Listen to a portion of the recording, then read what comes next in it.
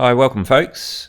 This instructional video is going to cover off how we use the Seed Vault product to protect our passphrases in this instance. If you're looking for the how to protect a seed phrase, please check out the other instructional video which is specifically related to seed phrases, as in this one we will be just focusing on the passphrase side of things.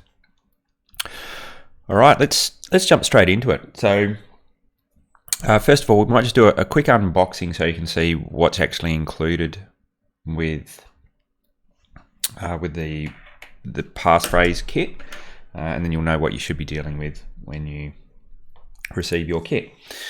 So let's just bring open the box here, and I'll have a look, and I'll go through and we'll talk about each particular thing. So first of all, you've got two of these helper cards, and that'll make sense when we start to fill out the seed phrase. You'll understand, the passphrase plate. You'll understand why you've got these and how they may help you. But they also have a link so you know where to go to get the actual instruction videos. Okay. What else have we got? We've got some tamper resistant labels, so that once you've completed the plates, if you want to, you can seal them with these labels, just so you know if someone's been into the plates. We have a pack of screws, and depending on how many how many plates you're trying to stack together, you'll either use the shorter screws or the longer screws, depending on how you'd like to do that. We have a automatic center punch, and the way we work that is we just place that onto where we want to punch and push down, give a firm push, and you'll hear that click when we do that. It's quite a loud click, and that'll punch into the plate. And we also have permanent marker, so we can mark our plate before we punch it. And then you've got this padded bag, and in this padded bag are the actual plates. But we don't seal this padded bag because you can use that later on to seal your steel plates within that, just so that it looks a little bit,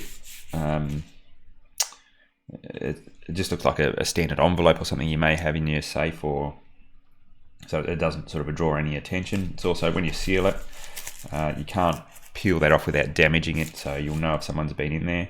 So that's just another form of just a bit of tamper resistance. But yeah, it just protects the plates.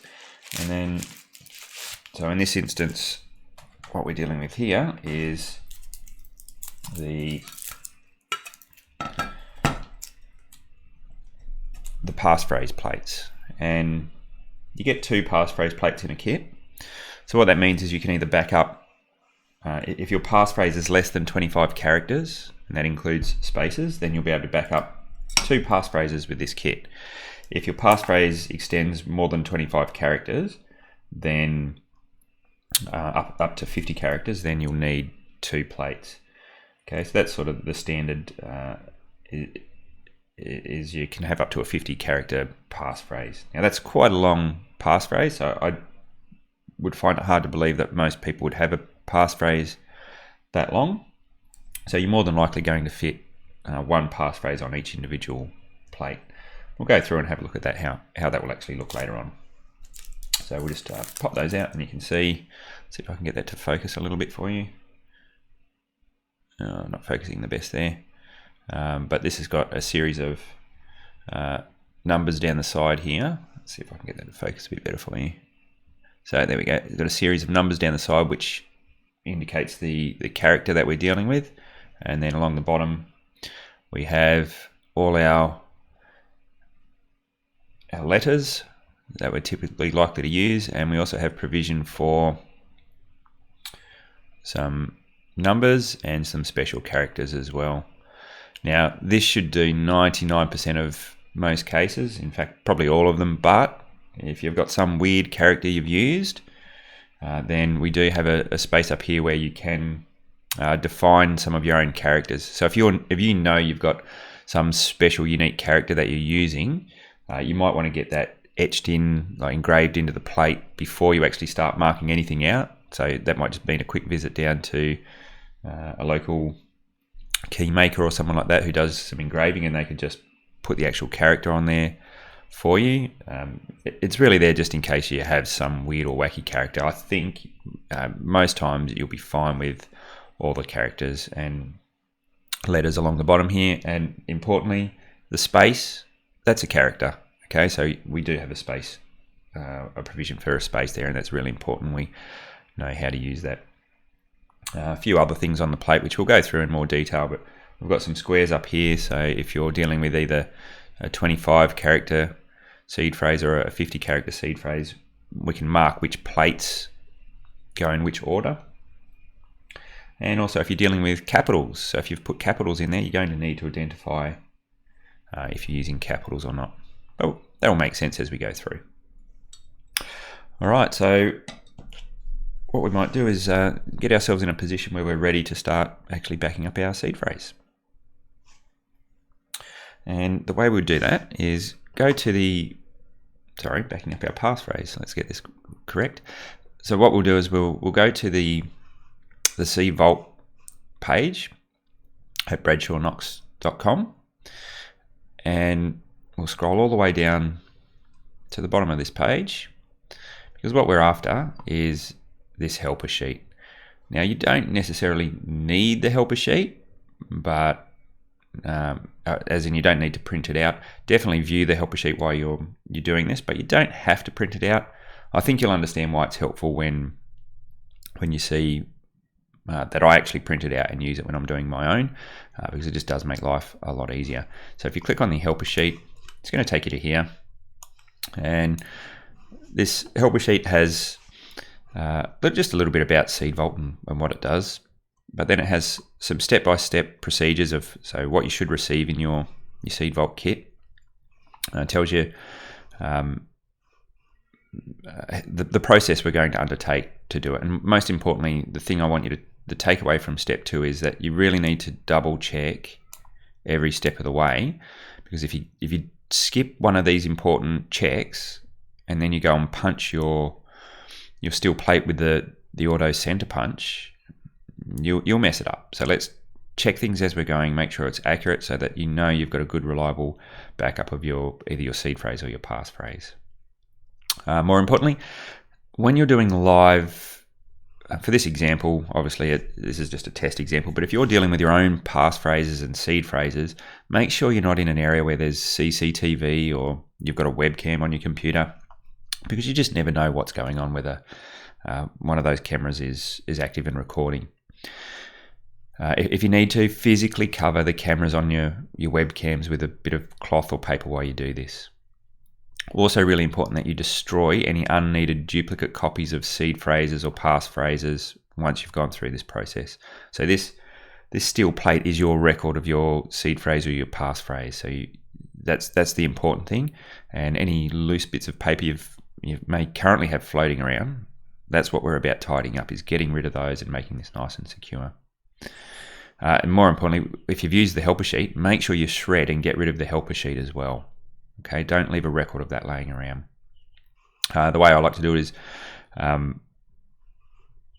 chop it up into small pieces with a pair of scissors, and if you need to, soak it in a bit of paper, get it mushy. You can put it half in the bin, half flush down the toilet. It doesn't matter, just get rid of it in a way that they can't be put back together. And when we get to the end, we'll talk about how we can actually sandwich a bit of either our seed phrase or our passphrase in between the steel plates as well. Most important thing for us though, the last 2 sheets of this helper sheet are, one is related to seed phrases. We're not interested in that one at the moment. What we are interested in is the last page, which is to do with passphrases, and this is our helper sheet for the passphrase. And this has got an example of how you fill out the plates, but we'll run through one in the video as well, just so you know. And so I've printed one of these off earlier, and that's what we're going to use to continue from here on in. Okay, so I'm just going to make a bit of space because we don't need our plates just yet. What we do need is our helper sheet, and more importantly, our passphrase.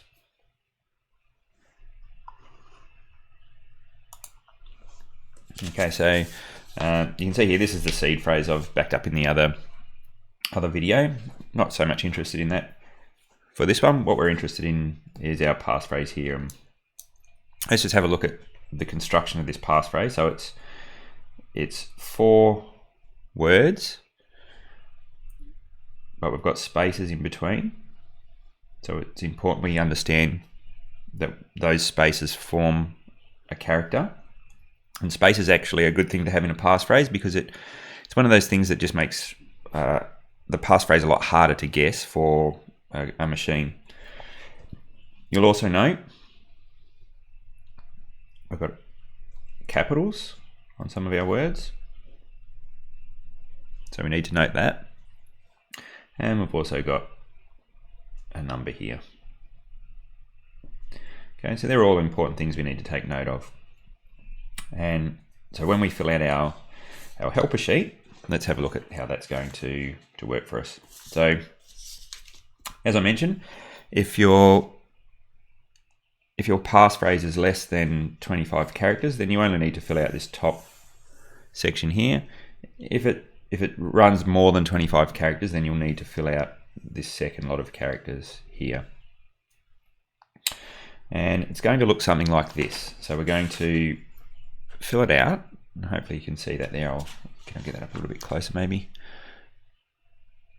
There we go. I'm not sure if that's super clear or not, but let's see how we go. So you can see how we've put in our numbers, our space as a character, and capitals have been important to note those, and we've put them in each individual box, which lines up with the characters we've got down the side here. And that will make more sense as we move forward.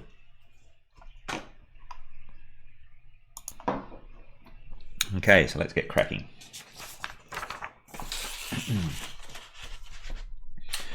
So we'll fill in this top box here. Hopefully that's clear and you can see that. So we're going got a space, so we're going to leave a space there. 2, red space, capital, space, lowercase. Okay, so you can see our passphrase actually takes up 16 character length, including the spaces. Okay, so let's now get that marked onto one of our seed plates. Our passphrase plates. And I'll just unwrap that and bring that in.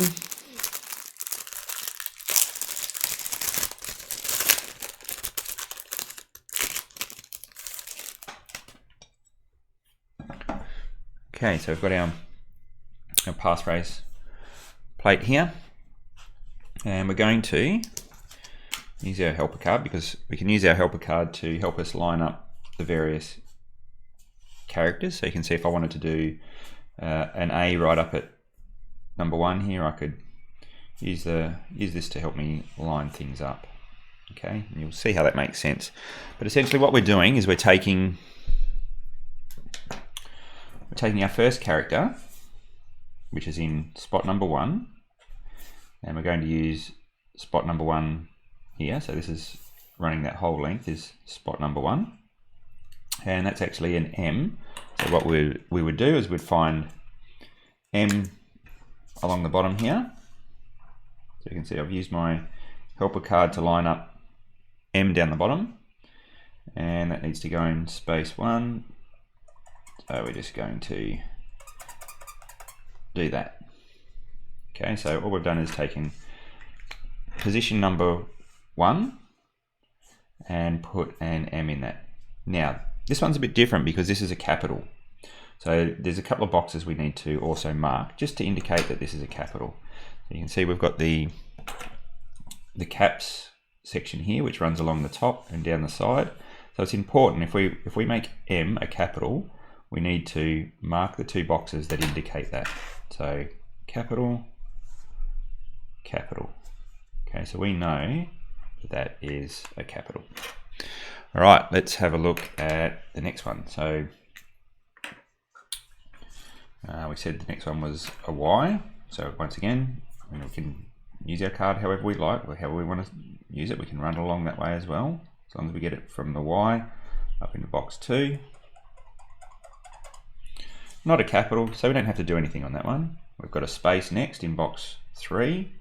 So we'll line up our space with box 3. Okay, so you can see how this is moving along now.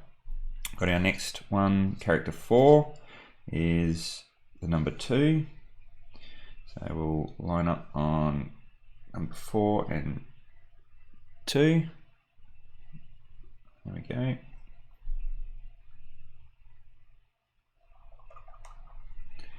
Okay, now I'm not going to make you endure the whole lot of this. I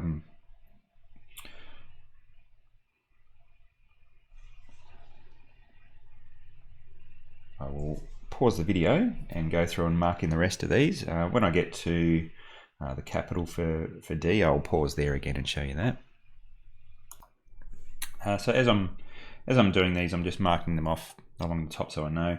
So we're up to, I just thought I'd show you the space again. So we're up to number 8 again with a space. So find our space, find 8.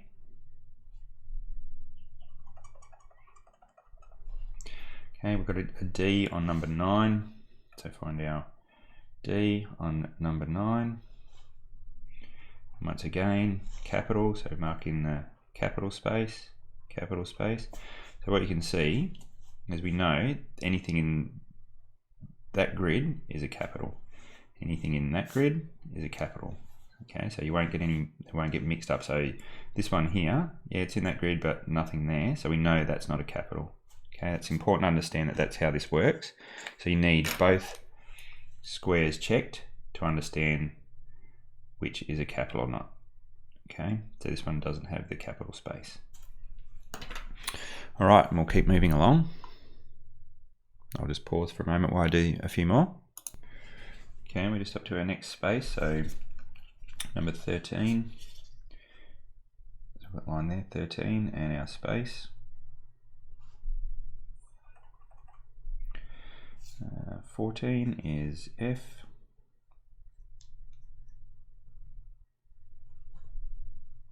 So you can see using the helper card really does make it a lot easier.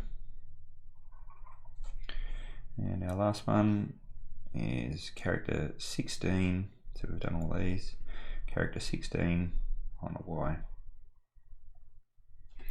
Okay, so that's it. That is how we mark in our 16 character passphrase.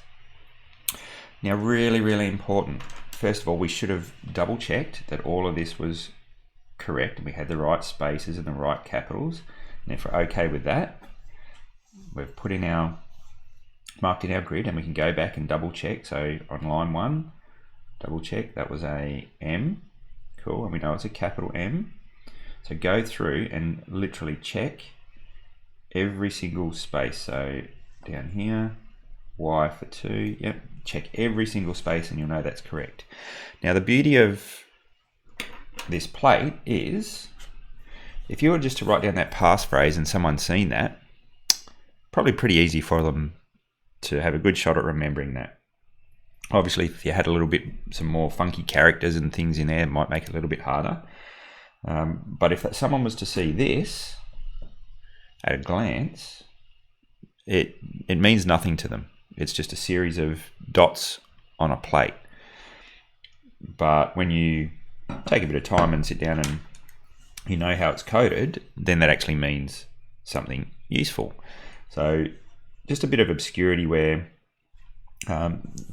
it's not really a highly encoded type of thing, but there's just enough I guess, coding in it so that it makes it not obvious to people when they just view it instantly. But as you can see, literally within 5 minutes, I've shown you how to actually read that. So that's what makes this good, is it keeps it away from prying eyes, but it still gives you that good, solid, reliable backup of it when you need it.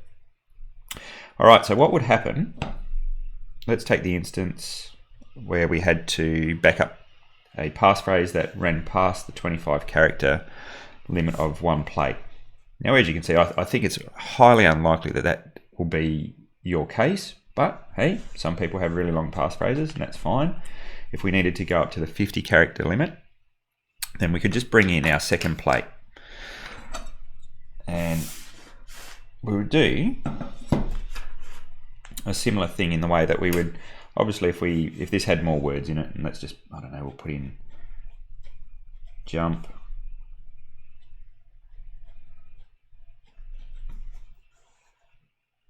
bats,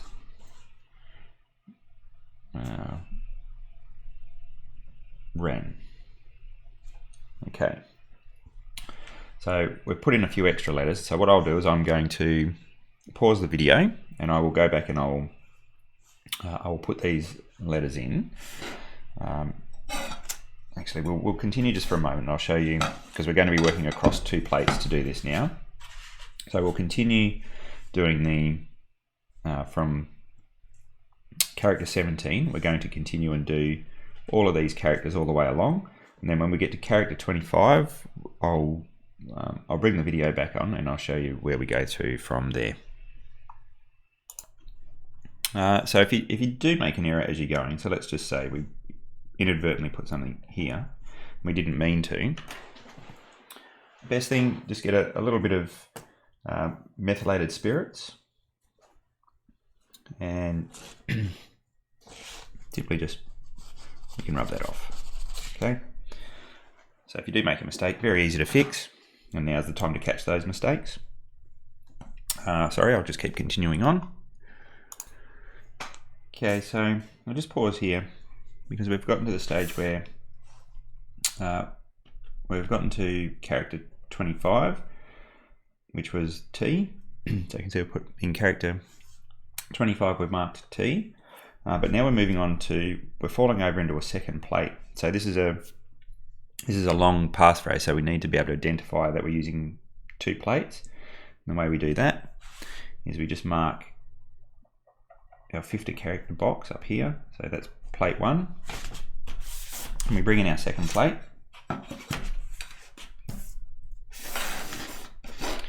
Which is now plate 2 of our 50 character set. And we continue along where we left off, but this time we're dealing with character 26. So you can see we've got numbers 26 down to here. So we know that we're on the second plate, character 26, which happens to be an S. So we're going to S on character 26, then a space, character 27, over to a capital R on 28,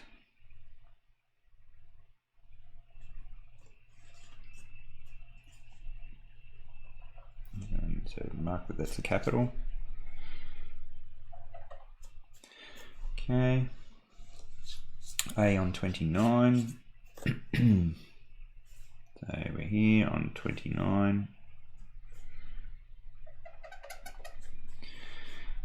and then an N to finish off on character 30.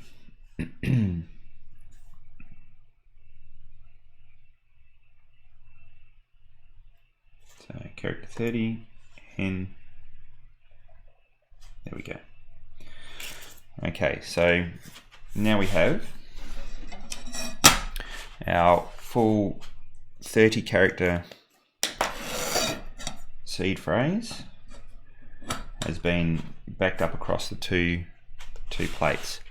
So just looks like a series of dots on the plates, which is good. It means that it's not highly visible to anyone, but we know how to read it, so that's fine. We know that we've got plate 1 and plate 2.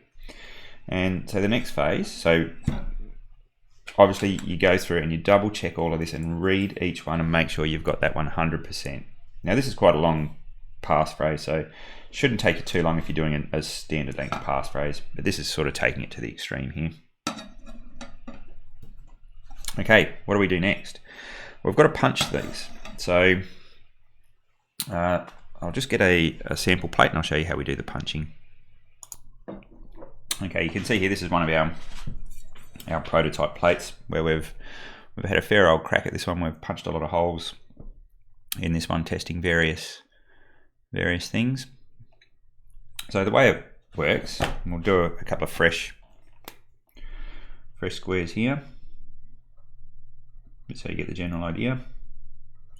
So obviously you'd have your plate all fully marked out and ready to go. You've double checked that that's all accurate, and then from there it's pretty easy because you've done all the hard work. You've marked in all the squares. So all we need to do, so I'm going to, let me just see if I can get rid of some of that glare for you. We're going to start by, sorry, that is really bright. Let's see if I can just change some of that glare for you. Hopefully that's a little bit better. Okay, so we're going to start by punching these here, and I'll do one, and it might be a little bit loud, so we'll see how we go. So once again, use your card. The card's helpful because now you can line it up there, push the point of the punch next to it, and you can see that nice loud noise, but it actually drives a real solid divot into the plate. So we'll just go through, and we're going to quickly do the rest of these. Quite loud. You can see it's quite quick once you've marked all your squares and you've double checked them all. Very easy to go through using the pin punch. And you can see what we've just done there. We've really marked those in. Now I think it's fine, and I think you should leave the black markings on the sheet because that helps identify the pin punches even more. But worst case scenario, if this went through a flood or a fire or whatever, you'd probably lose those black texture marks. But the most important thing is these solid divots that have been really punched in hard into the plate, so they're not going anywhere. They'll continue to stay there, and you'll be able to read those lines. Now this is all laser etched, so that's engraved into the plate, so that's not going anywhere either. So the markings on the plate and the divots we've just put in, well, they're hard into the plate. They're not going anywhere. So that's pretty much it. That's as hard as it gets from that point of view. So you would go through and you would punch in all of your the markings that you've done in texture. And then what I like to do, I think it's totally okay. Now we said this is coded and it does take a little bit of reading, but what if you wanted to keep your passphrase in a more easily readable format as well inside of this? Well, you can do this as well. So I believe there's nothing wrong, because we're going to secure this nice and securely anyway. So we could quite easily just chop out our passphrase that we've got, and we can leave all the notes on there that where we've got the numbers and the spaces and things like that. That's fine, and then we can simply sandwich that in between the two plates. So when we seal that together, that'll be stuck in there. No one's going to get that out once you've screwed that in. If they're breaking into your plate in a malicious way, obviously, yeah, they're going to see that piece of paper. But the purpose of this device is to provide you physical protection. So things aren't getting destroyed in fire or water, or ink's not fading, something along those lines. So you're keeping a permanent record of your seed. So if that paper did get destroyed or wet or whatever, the most important thing is you've got the actual permanent markings on the steel plates. All right, so what do we do from there? Well, use your pack of screws, and because we're only joining two plates together, you just use the small screws and just thread those through the holes and do up the nut on the other side, and then take your take your tamper-resistant labels and pop one over each end. Okay, important you put it over each end, because if you only wrap it over one end and someone does undo these, they can lift the plates up, see what's in there, fold them back down. So really important that you put one on each end. That way, to get in here and actually view the contents of what's locked in here, they would need to destroy at least one of those tamper-proof labels. What you can also do is take your padded bag and then slot your device into the padded bag.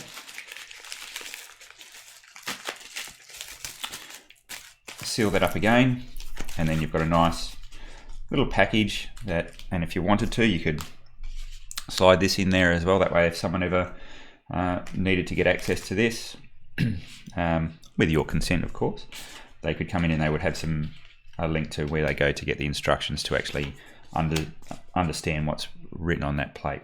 If you really wanted to, you could also fold up a set of instructions. So you could take your, obviously don't,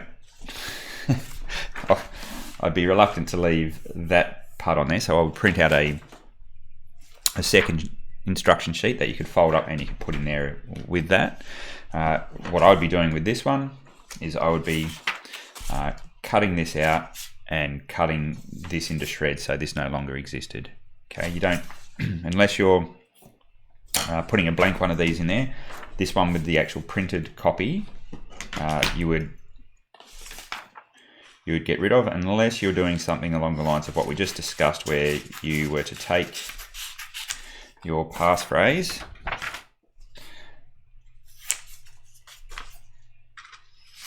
and if you really wanted to, that could be the thing that you block in there. Okay, so you could lock that away in there as well, and that would, I guess, achieve two things. It would get rid of the fact that you need to destroy that piece of paper, and it also means that you've got that written version in there should you really need it. Okay, so that's the beauty of having these plates and the way we can sandwich those together.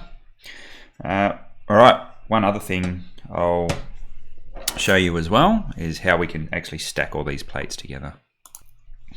So if you have multiple seed phrases or multiple passphrases you're storing, and you wanted to keep them all together, we can actually bundle these packs, and you can go as many as you like. I guess the only limitation is the length of your screws. So you can buy these screws. These are a 3mm metric screw. So you can buy those at most electronics stores. So if you went more than 4 plates deep, so we've got enough screws here to cater for going 4 plates deep, but if you wanted to make that even bigger, just buy some longer screws from your local hardware store or your electronics store. What you can also do, and what we've done on this example plate here, we've actually riveted these. So we've used a blind rivet, 2.5mm blind rivet, and riveted these plates together so that someone would really have to be being very inquisitive to get into these plates. They would literally have to go and get a drill and drill out the blind rivets to be able to get into this stack of plates. So, I mean, if someone's gone to that level, then that's someone really having a shot and breaking into your home or wherever you're storing these and physically taking them. These plates are not designed to stop against physical theft. They're about protecting against physical destruction. Okay, so great that you've got them. You've got your seed phrases and your passphrases stored permanently on something that's going to stand the test of time. But you've also got to secure these in the right place as well, and that's obviously goes without saying on any type of seed phrase or passphrase. You need to put that under lock and key. This is more about protecting from physical destruction, but also putting in some mechanisms that would stop the average person from prying eyes and looking into your seed phrases or passphrases. Okay, depends on the type of attack we're protecting against here with this. So that's pretty much it. That's how we use these. Hopefully that's been helpful, and you can see the importance of backing these up securely and safely. But that is not going anywhere. That's a quite a chunky bit of steel. That's going to stand the test of time for sure. All right, that's it for me on this video. If you are interested in learning how to use the seed vault to back up your seed phrases, then you can check out the accompanying video which covers that specifically. Also, make sure you have a look at the general security video on the do's and don'ts of how to look after seed phrases. Hopefully that will give you a little bit more detail on other things you can do just to look after yourself online and to look after your seeds a little bit better. Okay, that's it for me. Bye for now.